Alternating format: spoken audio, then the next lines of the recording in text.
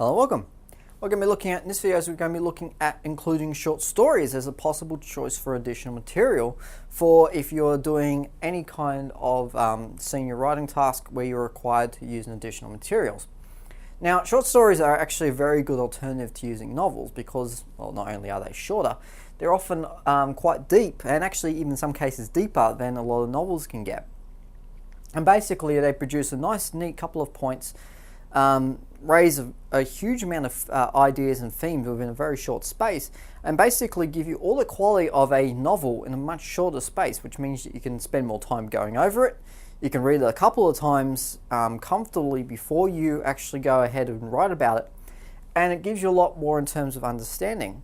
Now, the thing about them is also many have study materials and guides available.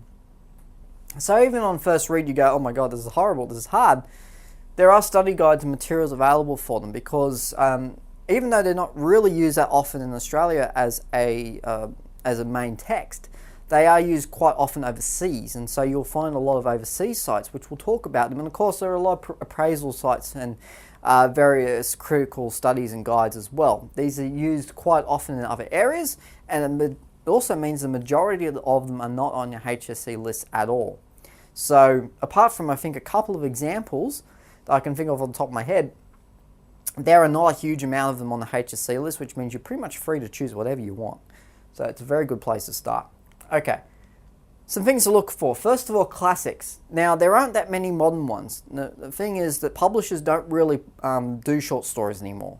They used to a while ago, and most of them used to be used for magazines and periodicals, which have since shut up shop. So they're much harder to find now, and that's one of the disadvantages, I guess, about choosing short stories. That a lot of them are classic and quite old, but you'll find that modern stories aren't as commonplace. There are some still available, and if you scour around on different sites, you'll find a couple of really modern ones.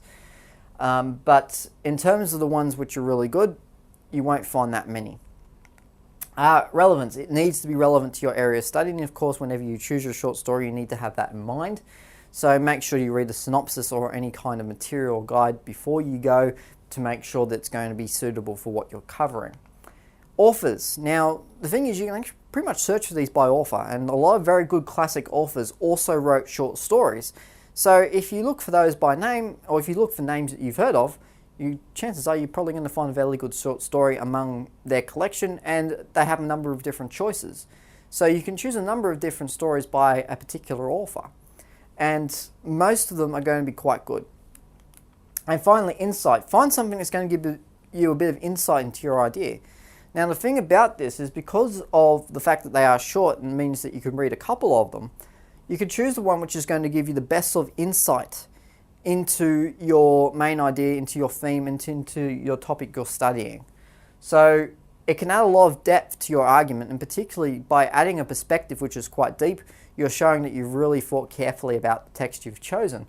Even if it's just one that you've sort of read and gone, oh, that's a really interesting point, and I might include that if I get something that allows me to use that point. So trying to find something with something to say, add some depth to your discussion and to your, basically to what your area of study is trying to suggest, really does help a lot. Okay, where to look? Now, if you just Google basically classic short stories on the web, you will find at least a dozen sites. A lot of them are free to download, so you can pretty much choose whatever you want, and again, you don't have to go around looking around the library or looking through a bookshop, should you be able to find one, to find a decent short story. You can basically type them in on Google and you'll find hundreds of them, thousands of them in some cases. Most of them, as I said, are free to download, so you don't have to worry about having to pay for them, and chances are a lot of the sites that you'll get them from will also give you a bit of information about them and some details about why those short stories are good and why they're going to be good for you and what you're writing about, even if they don't say so directly. And you may also be able to find some short story collections in libraries. There are some basically some compilations or anthologies of particular authors that you'll be able to find, and they will give you a lot of different short stories as well. However, the best place is probably just look on the web, because not only do you not have to go looking around for them, they're right there in front of you, and often they'll give you materials which will add extra information without even you having to search for them. So it's a very good thing about them. Now, short stories. Why would you choose one? Now, they are complicated, and I'm not going to deny that at all. They are very complicated stories quite often, and particularly the very good ones are probably the most complicated ones. Now, the language of them is quite a lot more refined than novels, which means that you'll find a lot more techniques, and particularly if you're required to discuss the language and discuss the language used a little bit, then short stories are going to give you a huge amount of depth and choice of options. It does make them harder to read, but on the other hand, it does give you a lot that you can write about. So immediately there's a lot more techniques and you don't have to look as hard for them. So that really good line that you might find in a novel once every 4 or 5 pages, you'll find once every paragraph in a short story. So that gives you a lot more depth in a lot shorter space. Less is more. Basically, there's less reading to do and more you can analyze in a shorter space. So it's a very good thing to be able to have, and certainly adds a lot of advantages, particularly in terms of your time, which is very precious. And obviously, you don't want to be wasting a lot of time looking around for a novel that you're not very familiar with, for ideas which may not necessarily be relevant for an area of study which you may not even think that the text is relevant to. With this, it's a lot less work. It is more work in the sense that the texts are a little bit more difficult to read, and certainly you need to find the same amount of techniques, but it's much easier to find them. And finally, a lot of them are covered by basically schools overseas, so you'll find many study guides around for them. And they will give you lots of basically information on what they're about, what sort of techniques they use, and what sort of themes and ideas really come through them.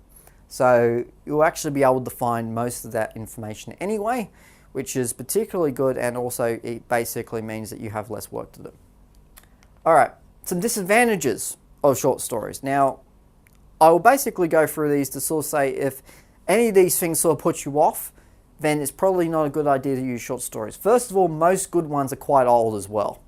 So they're not going to have a huge amount to do with modern context, and while you can relate them through some of the ideas being still relevant, a lot of them are related on sort of folk tales and stories whose relevance has basically eluded the modern audience.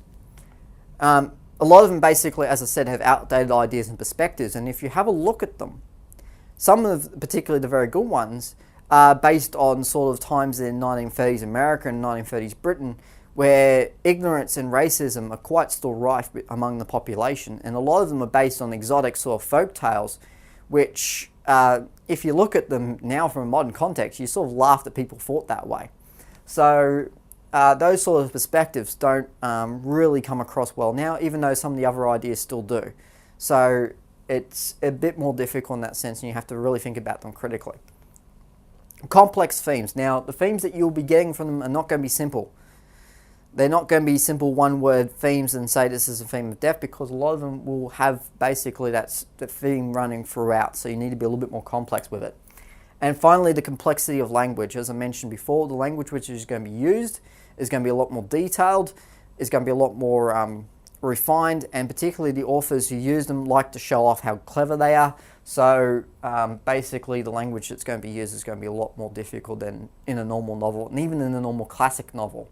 So again, if any of these things put you off, it's probably good to give short stories a wide berth, but it's always good to consider them anyway. Now, some tips. First of all, look at some peer reviews to gauge quality. Now, a lot of the sites that you can get short stories from will have peer review sections next to them. They'll give them a rating out of 5, out of 3, out of 200, however many they give. And it will give you an opportunity to have a look at the quality of the text. So it will tell you which ones you should be looking for and which ones you shouldn't be. Read a summary or synopsis before choosing which one, or before settling. So it may mean you spoil the story. Big deal, the short stories are not usually outrageous in terms of story anyway, and most of them, I'll admit, can be a bit boring. So read a synopsis, find something that might be a bit interesting. Check the web for study materials. Check if you've got them, if they're available beforehand, and even if you're not the kind of person who really wants to use them, and certainly you wouldn't rely on them, it's good to know that they're there. It's good to know that you've got another perspective. If you've got a a couple of ideas which may clear up certain things for you or may give you another take on what you've read. So they're basically a security measure, and you can check almost straight away whether or not they exist and then choose a different one if they don't. And finally, find something you can relate to a modern idea or set of values. If it's something that's completely obscure and you're going, how can I relate this to my area of study? Then of course you wouldn't use it. So find something with ideas which are still relevant, which are still current. And not all of them will have that, but some of them will, and some of them will do it very well. Okay, so in summary, basically, short stories are a very strong alternative, and particularly for novels. Of course, if you're looking at poetry, then yes, poetry is even shorter and the language is almost as complex. So you may want to consider those, but short stories are still a very good alternative. They provide a variety of language techniques and themes, so they're going to be very, very deep for you to, they're basically going to give you a lot of different ideas. And finally, select your story carefully. If you are going to choose a short story, make sure you're very mindful about which one you choose, why you're choosing it, and of course, make sure that's relevant to your area of study. Last thing you want is something that's not going to really give you a lot of ideas and a lot of depth that you can really add. The point of you adding it is so you can add more to your argument, add another perspective, which is going to either work with or work alongside your prescribed text. So you need to think really carefully about why you're using it and how you're using it. But apart from that, that's about it. Until next time, I will see you later.